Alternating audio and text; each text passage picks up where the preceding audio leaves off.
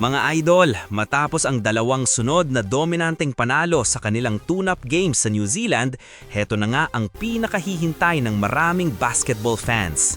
Bukas, tuluyan ng sisimulan ng Gilas Pilipinas ang kanilang kampanya sa 2026 FIBA World Cup Asian Qualifiers Window 3, kung saan una nilang makakaharap ang New Zealand Tall Blacks.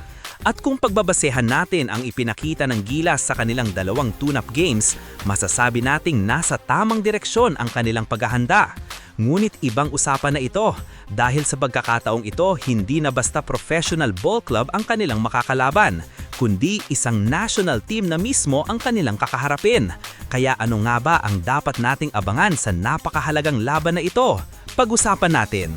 Bago tayo dumako sa laban kontra New Zealand, balikan muna natin ang naging paghahanda ng Gilas Pilipinas nitong nakaraang mga araw. Sa kanilang unang tune-up game kontra Manawatu Jets, talagang walang naging problema ang Gilas. Dinomina nila ang buong laban at tinapos ito sa score na 92-61, isang 31-point victory laban sa isa sa mga professional ball clubs ng New Zealand National Basketball League. Pagkatapos noon, muling nagpakita ng magandang performance ang Gilas sa kanilang ikalawang tune-up game kontra Franklin Bulls. Muli na namang naging kontrolado ang laban mula umpisa hanggang dulo at nakuha nila ang isa pang convincing win, 94-66 para sa isa na namang 28-point victory. At ang mas lalong kahanga-hanga rito, hindi pa nga naglaro sa dalawang tune-up games sina Justin Brownlee at Mike Phillips. Ibig sabihin, kahit wala pa ang dalawa sa lineup, nakita na natin ang magandang chemistry, balanced scoring at team basketball na gustong ipatupad ni Coach Tim Cone. Isa pa, wag din nating maliitin ang dalawang koponang kanilang nakalaban. Bagamat hindi sila national teams ng New Zealand, parehong professional basketball clubs ang Manawatu Jets at Franklin Bulls naglalaro sa NBL New Zealand, ang Professional Basketball League ng bansa.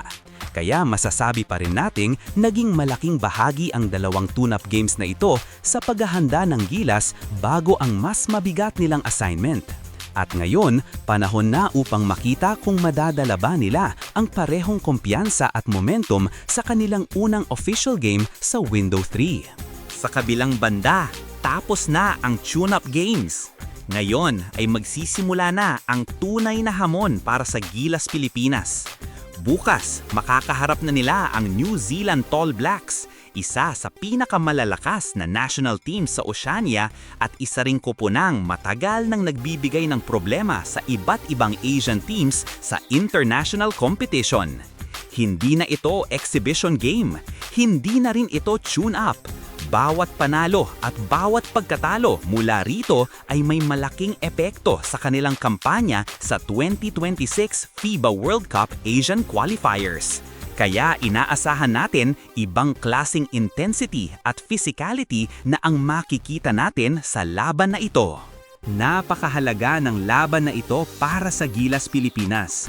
Sa kasalukuyan, parehong may 2 wins at 2 losses ang Pilipinas at New Zealand sa Group A, kaya tabla sila sa ikalawa at ikatlong pwesto ng standings. Bagamat sigurado namang makakausad ang Gilas sa susunod na round dahil top 3 teams naman ang aabante, napakahalaga pa rin ng magiging resulta ng Window 3. Bakit? Dahil ang magiging final standing sa Group A ang magiging basehan kung sino ang makakaharap nilang mga koponan sa susunod na yugto ng qualifiers.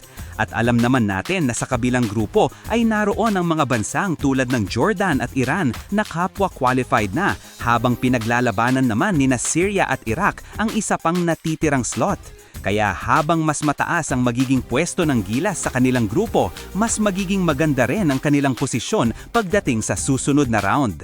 Samantala, isa sa mga pinakaaabangang namang makita ay ang pag-activate kay Justin Brownlee. Hindi siya naglaro sa dalawang tune-up games, gulit kahit wala siya ay ipinakita ng Gilas na kaya nilang maglaro bilang isang solidong team. Pero syempre, ibang usapan na kapag si Brownlee na ang nasa loob ng court. Bukod sa kanyang scoring, napakalaki rin ang kanyang naitutulong sa leadership, decision-making at paggawa ng tamang plays sa mga crucial moments. Sana lang ay maipagpatuloy pa rin ng mga locals ang good momentum coming from big wins noong kanilang tune-up games. At kung maipagpapatuloy nila ang balanced scoring, magandang ball movement at disiplinadong depensa, malaking bagay iyon laban sa isang physical na koponan tulad ng New Zealand.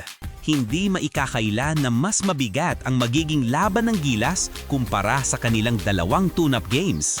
Kilalang mabilis maglaro ang New Zealand.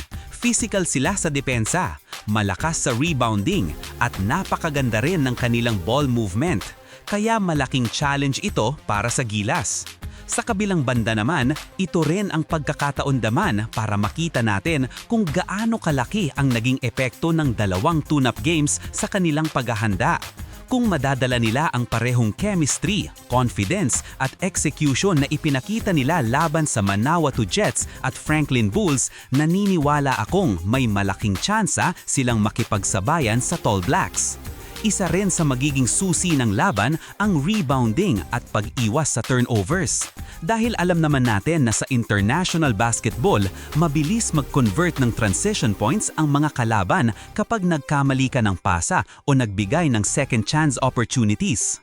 Kaya kung makokontrol ng Gilas ang mga aspetong iyon, malaking tulong iyon upang manatiling dikit ang laban hanggang sa fourth quarter. Kaya mga idol, sa tingin ninyo, maipagpapatuloy kaya ng Gilas Pilipinas ang kanilang winning momentum matapos ang dalawang dominanting tune-up wins?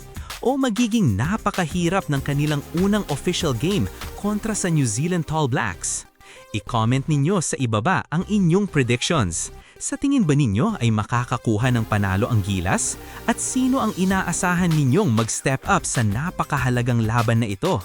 Kung nagustuhan ninyo ang video na ito, huwag kalimutang mag-like, mag-subscribe at i-click ang notification bell para sa mas marami pang Gilas Pilipinas at PBA updates. Maraming salamat sa panonood at magkita-kita tayo sa susunod na video.